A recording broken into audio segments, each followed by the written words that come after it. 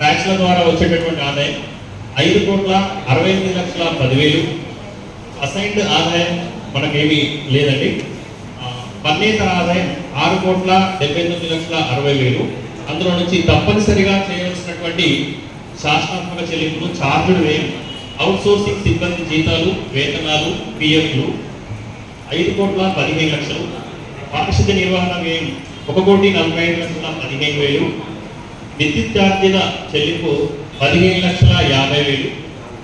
విద్యుత్ ఛార్జీల చెల్లింపు వాస్తవానికి పట్టణ ప్రగతి నిధులు చెల్లిస్తున్నాం కాబట్టి ఈ సాధారణ నిధుల్లో 15,50,000 చూపడం జరిగింది.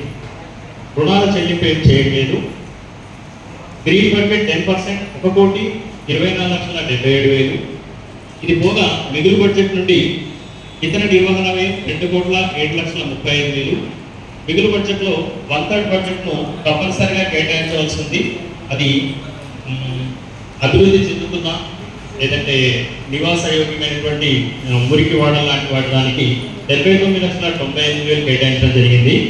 మిగిలిన ప్రజా సౌకర్యాల కల్పన అంటే వార్డుల వారీగా అభివృద్ధి పనుల కోసం 1,59,95,000 అంచనా వ్యయంగా చూపడం జరిగింది. ఇది కాకుండా కేంద్ర రాష్ట్ర ప్రభుత్వాల నుంచి వచ్చేటటువంటి 6,33,00,000 నిధులు అనేవి అదనపు నిధులని పాలించారు. ప్రభుత్వ ఉత్తర్వులు 504,504,114 బడ్జెట్ 2023 ఇది 28/12లోని ఆదేశాల క్రమము ప్రజల సంక్షేమం కొరకు తప్పనిసరిగా వ్యయం చేయవలసి ఉన్నందున కేటాయింపులను 1/3 వంతు కేటాయింపులు 79,98,000. వార్డుల వారీగా అభివృద్ధి కోసం 1,59,95,000 అంచనా వేయడం జరిగింది. కావున పైన చూపిన విధంగా 2024-25 సంవత్సరానికి సిద్ధు అంచనా ఆదాయ వ్యయాలు, 2023-24 సంవత్సరానికి సవరణ అంచనా వ్యయాలను బడ్జెట్ పరిశీలనకై కౌన్సిల్ ముందు ఉంచడం జరిగింది.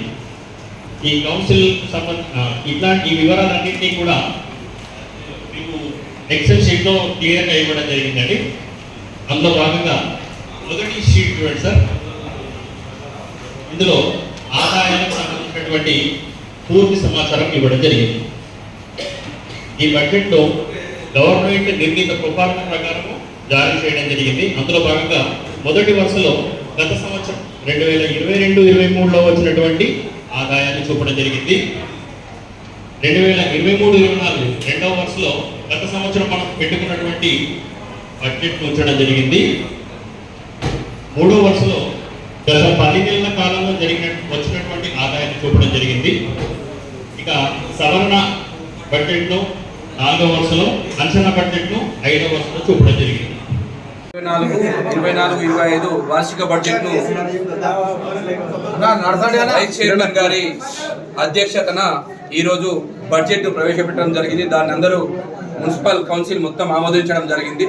దాన్ని కలెక్టర్ గారి ఆదేశానుసారం మారమూరు మున్సిపల్ చైర్మన్ యొక్క అవిశ్వాసం నెగ్గి ఆ సీట్ కాలైనందున కలెక్టర్ గారి ఆదేశానుసారం వైస్ చైర్మన్ గారు మున్నుబాయ్ గారి అధ్యక్షతన ఈరోజు మీటింగ్ జరగడం జరిగింది.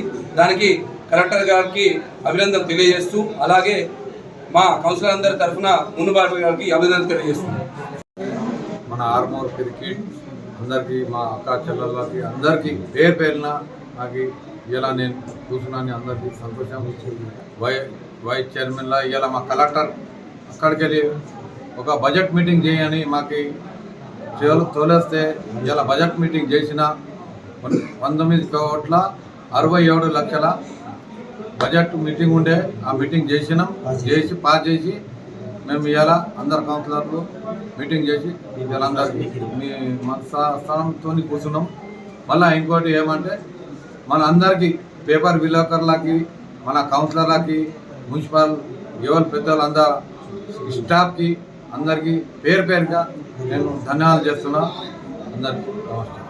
6/3/2024 తేదీ నాడు ప్రభుత్వం జారీ చేసిన మెమో నంబర్ 2925 అనుసరించి గౌరవ వైస్ చైర్పర్సన్ గారి అధ్యక్షతన ఈరోజు ఆర్మూర్ మున్సిపల్ కార్యాలయంలో బడ్జెట్ సమావేశం నిర్వహించడం జరిగింది. మనకు పూర్వము సభ్యులు హాజరైన పిదప కౌన్సిల్ సమావేశాన్ని నిర్వహించి సభ్యుల ఏకగ్రీవ తీర్మానంతో మన బడ్జెట్ను ఆమోదించుకున్నాము. ఈ బడ్జెట్లో ఆదాయాన్ని 19,67,95,000గా పేర్కొనడం జరిగింది. అలాగే వ్యయ అంచనాలు 18,18,81,20,20,000గా పేర్కొనడం జరిగింది. అలాగే ఈ 2024-25 సంవత్సరం వ్యయానికి సంబంధించి మిగులు బడ్జెట్ని కూడా 86,75,000గా చూపించడం జరిగింది. ఈ ఆదాయ వ్యయాలన్నిటికి సంబంధించి అలాగే 2023-24 సంవత్సరం సవరణ అంచనాను కూడా దీంట్లో మనం పేర్కొంటూ దానికి కూడా కౌన్సిల్ ఏకగ్రీవంగా ఆమోదించడం జరిగింది.